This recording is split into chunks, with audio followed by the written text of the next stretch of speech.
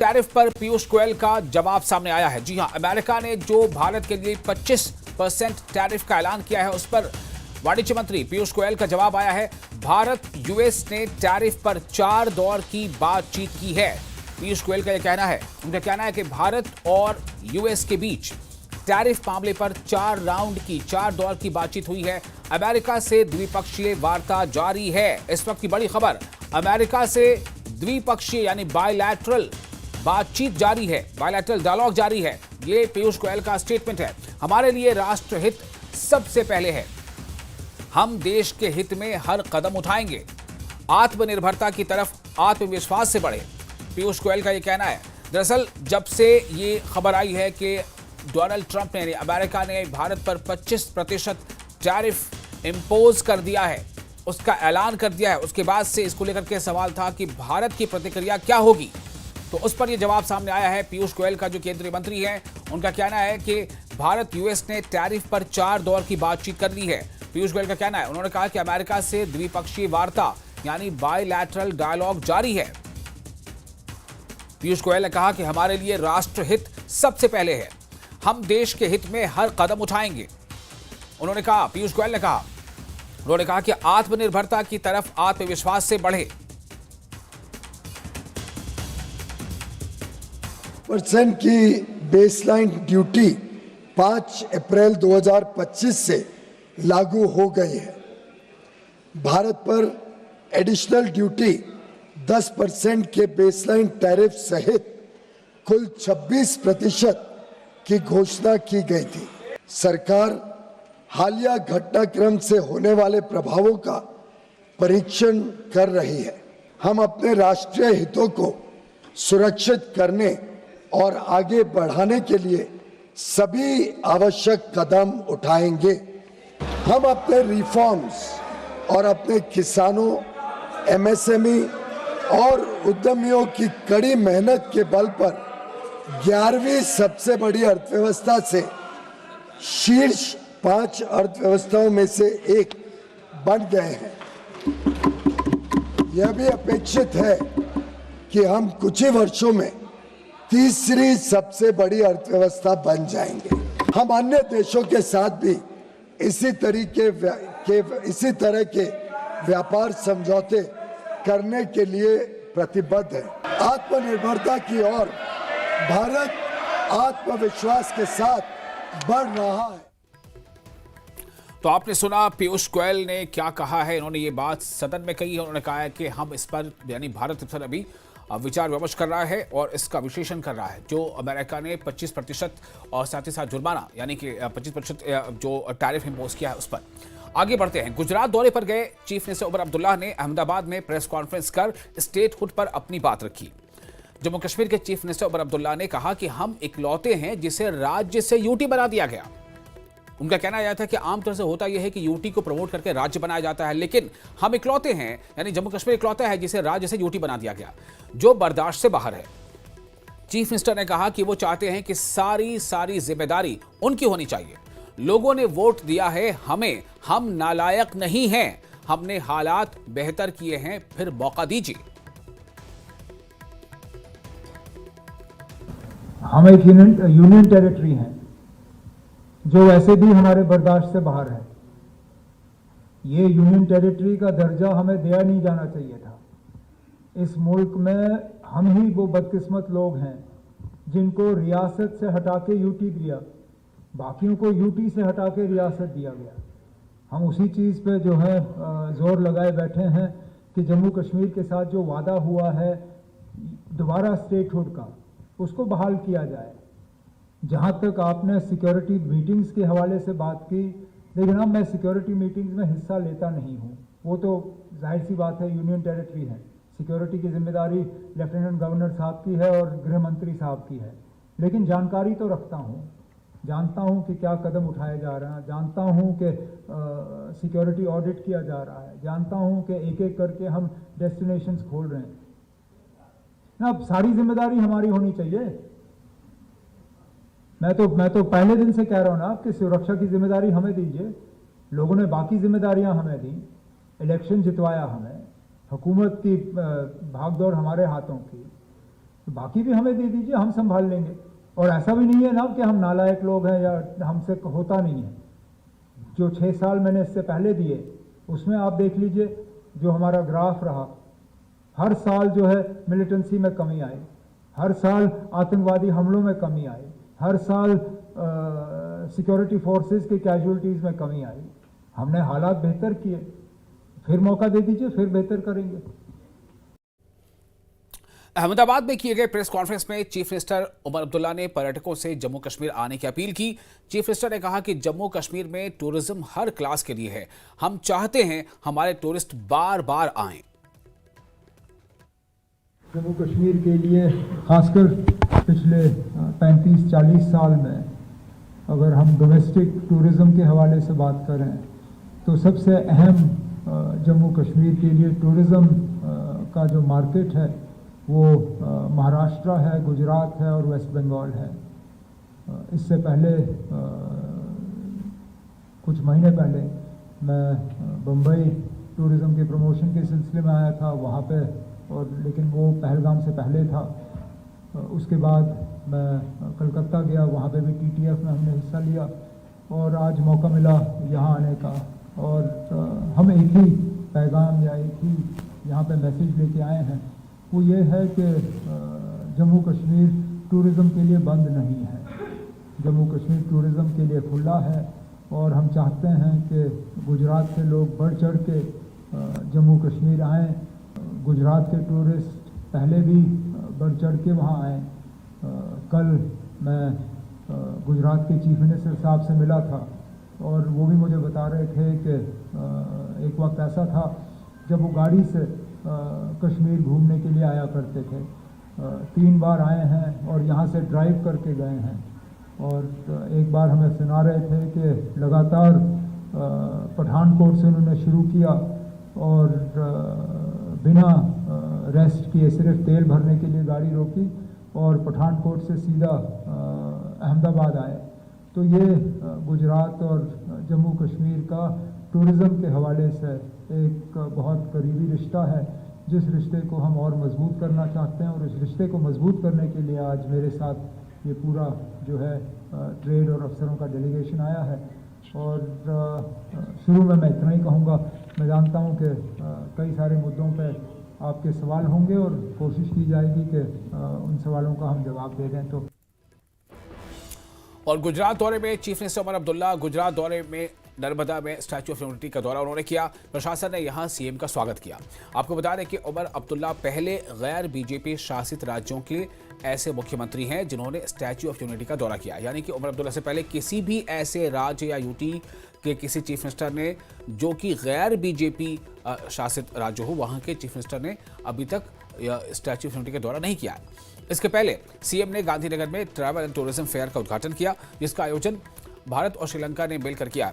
और travel and tourism fair के उद्घाटन के बाद सीएम स्टैच्यू ऑफ यूनिटी पहुंचे, जो देश के पहले गृह मंत्री लौह पुरुष सरदार वल्लभ भाई पटेल की 182 मीटर ऊंची प्रतिमा है। ये प्रतिमा देश की एकता और अखंडता का प्रतीक है। दोनों चीज़ों के बारे में बहुत सुना था, लेकिन इतना मतलब शानदार होगा ये स्टैच्यू ऑफ यूनिटी, मुझे इस बात का एहसास नहीं था। देख के पता चल जाता है कि बना क्या है। और सरदार वल्लभ भाई पटेल, जिसको हम सब आयरन मैन ऑफ इंडिया के नाम से जानते हैं, उनके लिए सही माने में ये एक श्रद्धांजलि है और नए भारत की एक बहुत बड़ी पहचान है। सर, आपने डैम भी देखा, सर डैम के बारे में क्या कहेंगे? ये गुजरात की ये मतलब लाइफलाइन बोल रहे थे। अब अंदाज़ा करिए ना, इस डैम के ज़रिए आप कच्छ तक पानी पहुंचा सके, आप उन इलाकों में पानी पहुंचा सके जो सिर्फ और सिर्फ सूखे के अलावा और कुछ नहीं जानते थे। जहां रेगिस्तान था वहां खेतीबाड़ी चल रही है। लोगों की जिंदगियां जो है इन चीज़ों से बदल जाती हैं। हमारी बदकिस्मती जम्मू कश्मीर में ये रही है कि हम इस तरह के प्रोजेक्ट कभी कंसीव कर ही नहीं पाए। क्योंकि हमें पानी रोकने की इजाज़त थी नहीं। अब जाके जब इंडस वाटर ट्रीटी पे रोक लगाया गया है, हो सकता है कहीं ना कहीं जम्मू कश्मीर के मुस्तकबिल में भी एक ऐसा प्रोजेक्ट होगा जिससे कि आगे जाके ना हमें बिजली की कमी रहेगी, ना हमें पीने की पानी की कमी होगी। Thank you sir. Thank you. और आपको बता दें कि इससे पहले उमर अब्दुल्ला गांधीनगर में ट्रैवल एंड टूरिज्म फेयर में शामिल हुए। उन्होंने इस फेयर का इफ्तिताह किया। इस मेले में कुल 900 प्रदर्शनियां यानी कि उसमें नुमाइश लगाई गई है। इसका आयोजन भारत और श्रीलंका की तरफ से संयुक्त रूप से किया गया है।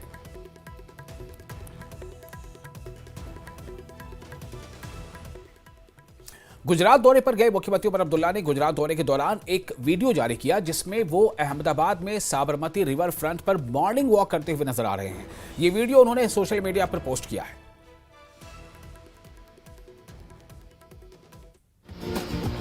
तो ये वो वीडियो है जो उमर अब्दुल्ला ने अपने सोशल मीडिया हैंडल पर पोस्ट किया है। गुजरात दौरे पर हैं चीफ मिनिस्टर उमर अब्दुल्ला और उमर अब्दुल्ला ने गुजरात दौरे के दौरान का ये वीडियो जारी किया है जिसमें वो अहमदाबाद में साबरमती रिवर फ्रंट पर मॉर्निंग वॉक करते हुए नजर आ रहे हैं। ये वीडियो उन्होंने खुद ही सोशल मीडिया पर पोस्ट किया है।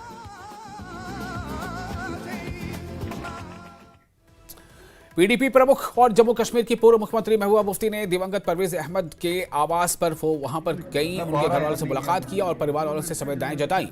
जम्मू में पुलिस की फायरिंग में परवेज अहमद की मौत हुई थी। इस पर अब महबूबा मुफ्ती ने कहा है कि 22 साल का जवान बेटा छीन लिया गया है और ड्रग का इल्जाम लगा दिया गया। अब तक कोई एफआईआर भी नहीं हुई है।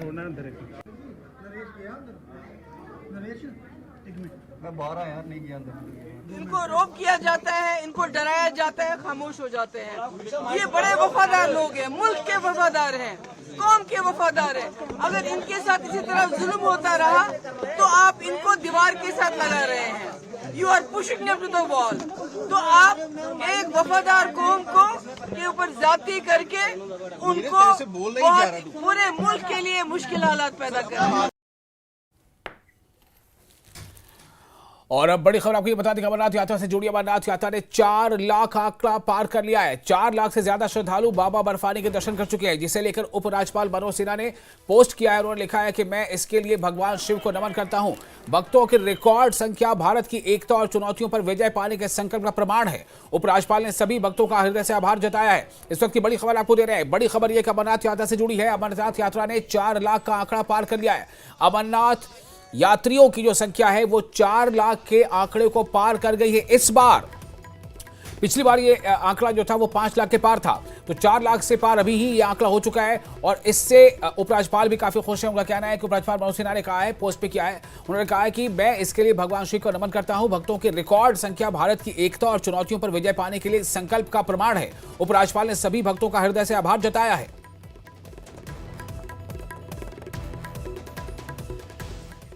और पीडीपी नेता ज़ुहैब मीर ने अमेरिका द्वारा भारतीय आयातों पर लगाए गए 25% टैरिफ की तीखी आलोचना की है।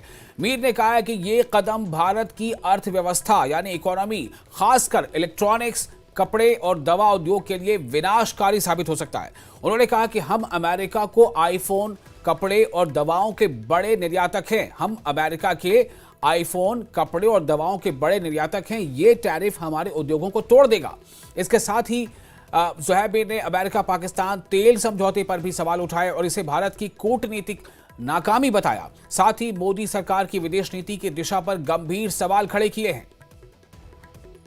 यूएस का इस वक्त भारत पे 25% टैरिफ इम्पोज करना हुआ या वहीं पर यूएस की पाकिस्तान के साथ एक मैसिव ऑयल डील हुई।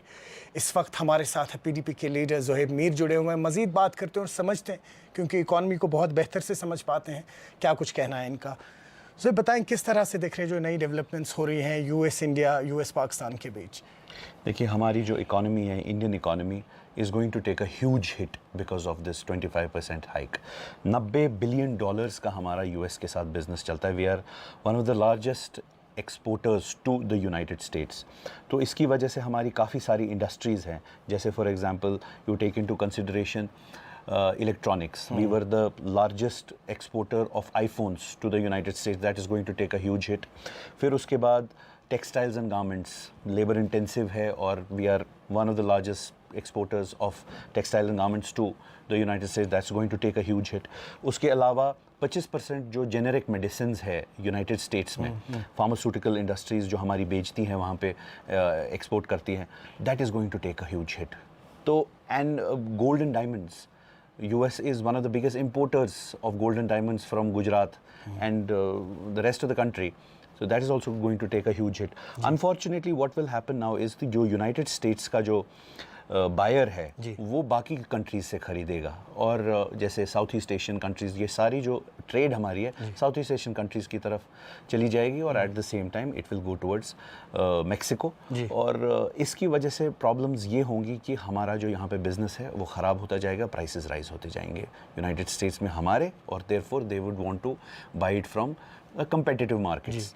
So all in all, it is going to be a very, very bad scenario for our economy, and because our products are usually this is a developing country, यहाँ पे labor intensive जो हमारा market है, क्योंकि जो contracts होते हैं वो परमानेंटली शिफ्ट ना कहीं हो जाए बाकी कंट्रीज़ की तरफ, जो डील जो बड़ी बड़ी डील्स होती है वो परमानेंटली वो कॉन्ट्रैक्ट शिफ्ट ना हो जाए, that is going to be a big problem. Unfortunately where you see this economy going is that Modi साहब said that I am going to fix the economy, he couldn't. हम लोगों ने जो real हमारा इतने सारे सालों से हमारी डिप्लोमेसी, ट्रैक टू डिप्लोमेसी या किसी भी कंट्री के साथ डिप्लोमेसी चल रही थी, वो अपने सारी फेल कर दी, और आज नतीजा ये आ चुका है कहाँ वो जब इंडिया इंडिपेंडेंट डिसीजंस लेता था हर एक चीज़ में, और आज हम डोनाल्ड ट्रंप की डिक्टेशन सुन रहे हैं, हमें कब सरेंडर करना है, हमें कब लड़ाई करनी है, हमारे ऊपर कौन से सैंक्शंस लगाए जाएंगे, और हमारे जो दुश्मन कंट्री है उसको किस तरीके से वो रिवॉर्ड करते हैं. ये हमारा बहुत बड़ा फेलियर है, और मोदी साहब को इसका जवाब देना पड़ेगा. बहुत शुक्रिया. आपने सुना पीडीपी लीडर ज़ोहेब मीर को, जिन्होंने बहुत बेहतरी से ये जो इकोनॉमिक इस वक्त फेरबदल हो रहा है और किस तरह से सैंक्शंस जो टैरिफ्स डाले गए हैं इन पे असरात होगा वो इन्होंने एक्सप्लेन किया, और साथ ही साथ ये भी कहा है कि एक तरफ से आप टैरिफ सैंक्शन करते हैं हिंदुस्तान के ऊपर, और वही दूसरी तरफ से आप पाकिस्तान के साथ ऑयल डील करते हैं, तो इसका जवाब प्रधानमंत्री को देना होगा. न्यूज़ 18 के लिए श्रीनगर से आफाक शाह के साथ में सरोज कफील. और फिलहाल एक छोटा सा ब्रेक लेंगे, ब्रेक के बाद खबरों का सिलसिला जारी रहेगा. बने रहे न्यूज़ 18 के साथ, मैं हूं विशाल.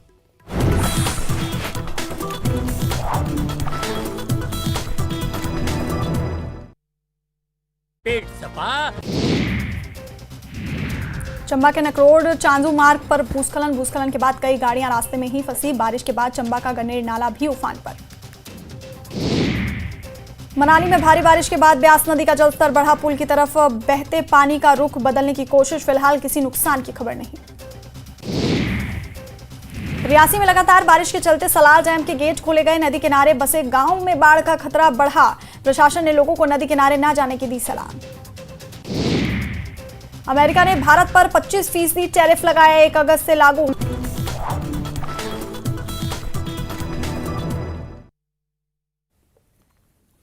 ब्रेक के बाद एक बार फिर आपका इस्तकबाल है. श्रीनगर में जम्मू कश्मीर के पूर्व मुख्यमंत्री गुलाम नबी आजाद ने संसद में हालिया घटनाओं पर प्रतिक्रिया दी. उन्होंने कहा कि संसद में सभी को अपनी बात रखने का अधिकार है और हर किसी को सहनशीलता के साथ दूसरों को सुनने की जरूरत है. विपक्ष के वॉकआउट पर टिप्पणी करते हुए उन्होंने कहा कि वो ये नहीं कह सकते कि किसने सच कहा और किसने झूठ, लेकिन सभी ने अपनी बात रखी है. आजाद ने यह भी कहा कि जब वो सरकार में थे तो उन्हें सिखाया गया था कि सवालों का जवाब देना होता है, भागना नहीं होता. मैं हमेशा पार्लियामेंट चलने के हक में रहा हूं. मैंने कई बार कहा है, कई जगह कहा है कि जब मैं पहली दफा चुन के आया था और कुछ अरसे के बाद मैं यूथ कांग्रेस का नेशनल प्रेसिडेंट बना था, तो उस वक्त कोई 40-50 के करीब यूथ कांग्रेस के लोग जीत के आए थे. तो सेंटर में हमको एक ब्लॉक दिया गया था यूथ. तो उस वक्त अपोजिशन का कोई लीडर खड़ा हो जाता था, उस वक्त अटल जी होते थे, तो मैं और मेरे साथी एकदम खड़े हो जाते थे उनको न बोलने देते. तो एक दिन इंदिरा जी ने मुझे एक कमरे में बुलाया पार्लियामेंट के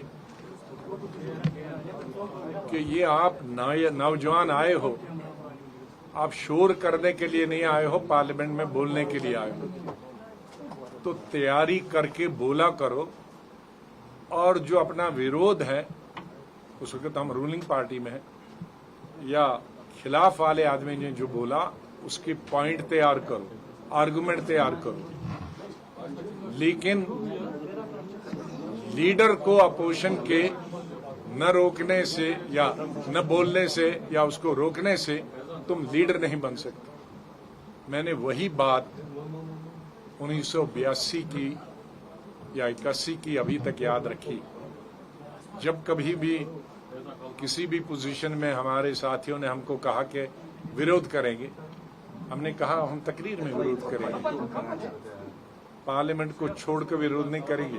और आपने एज लीडर अपोजिशन मेरी सैकड़ों तकरीरें होंगी कि कितने अपोजिशन गवर्नमेंट की, लेकिन तकरीर में की। तो मैं इस चीज के खिलाफ हूं कि आप हाउस ही नहीं चलने दोगे। तो हाउस नहीं चलने देना है तो इलेक्ट होके आते क्यों हो? जीत के नहीं आना चाहे फिर तो घर से ही विरोध करते रहो।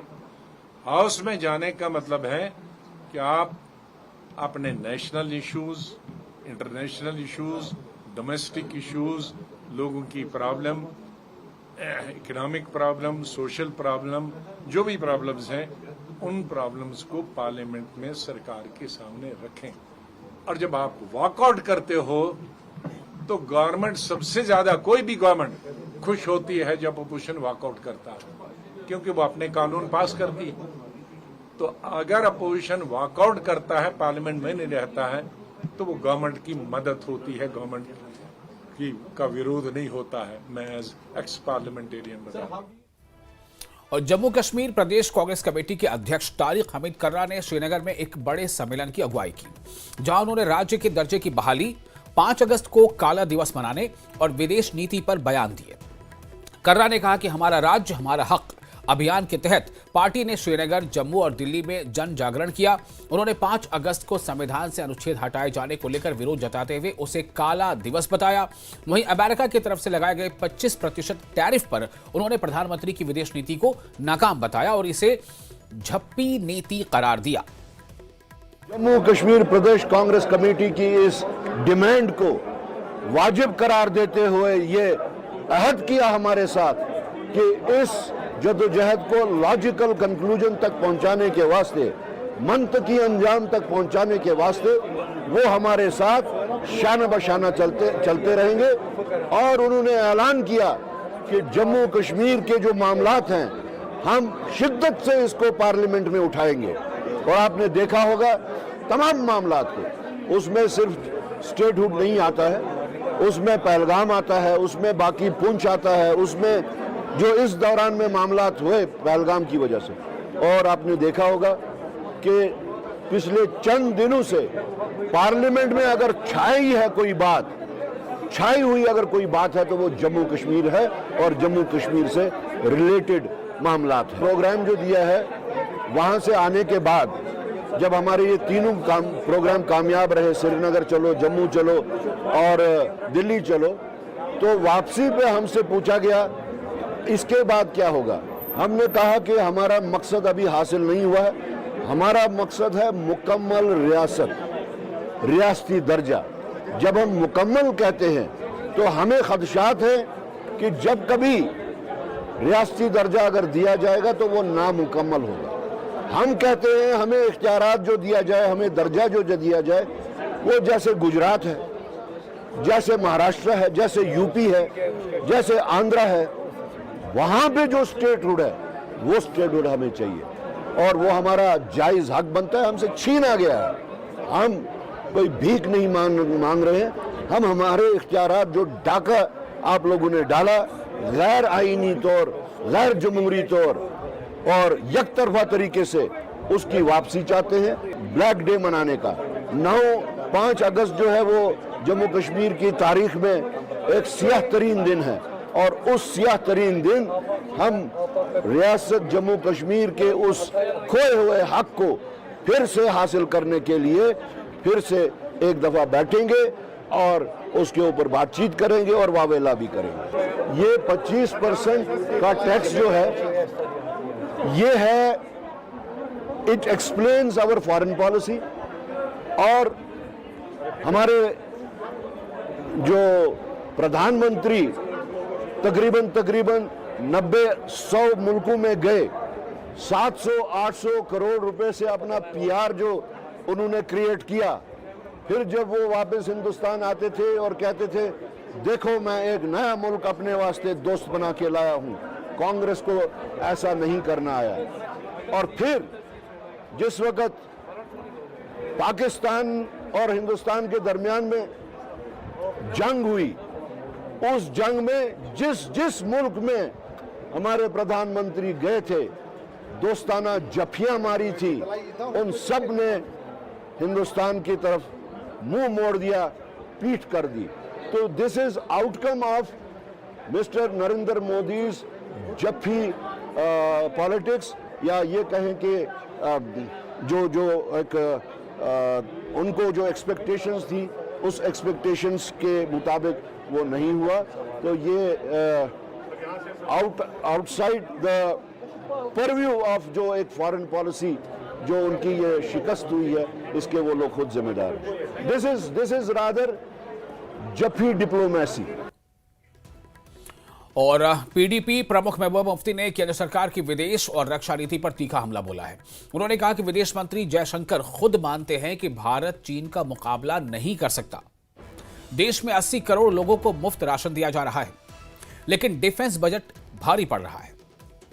उन्होंने ऑपरेशन सिंदूर के बाद हथियारों की राजनीति पर सवाल उठाते हुए कहा कि बेरोजगारी और अर्थव्यवस्था पर बात नहीं हो रही, सिर्फ जंग की तैयारी हो रही है। साथ ही महबूबा मुफ्ती ने अमेरिका के टैरिफ को लेकर भी सरकार को घेरा और विदेश नीति को कमजोर बताया।